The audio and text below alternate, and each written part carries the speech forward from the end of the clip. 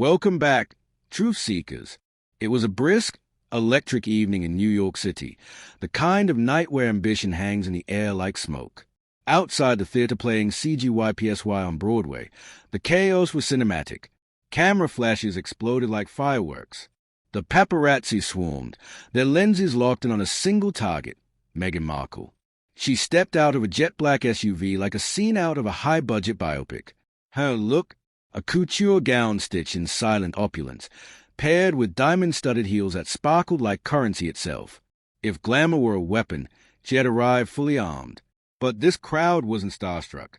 No cheers, just a low, simmering murmur, discontent bubbling beneath the surface.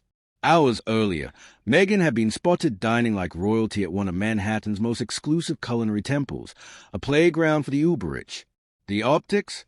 Glaring. While the average New Yorker scraped by, she indulged in $1,000 wine and truffle-laced entries served on silver platters. The social media frenzy erupted like a digital wildfire. Posts flew in rapid-fire succession. Photos of a lavish dinner, breakdowns of her gown's cost, memes that hit harder than any headline.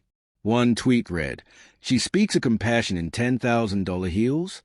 Spare us." Another jabbed, "Meghan's idea of relatability is a private chef and a paparazzi flashbulb." It wasn't just anger. It was disappointment, the kind that lingers. Meghan, once the embodiment of modern rebellion against royal constraint, now seemed to be cosplaying as a very royalty she'd denounced. Her defenders, still loyal, tried to drown out the criticism, arguing her wealth was earned, her life hard-fought. But the image they fought against was undeniable. Meghan, swaddled in privilege, untouched by the struggle she used to name-drop. Back in the theater, she slid into a velvet seat front and center. Was she there to support the arts, or to be seen supporting them? Eyes darted. The speculation was instant. Her presence wasn't just noticed. It was analyzed, dissected, weaponized. And the backlash? It didn't stop when the curtain rose. The night's performance faded into the background as the real drama unfolded outside. For many, it wasn't about the dress or the dinner. It was about disillusionment. A growing sense that Meghan's public persona was a curated mirage, one that had finally started to crack. This wasn't about envy.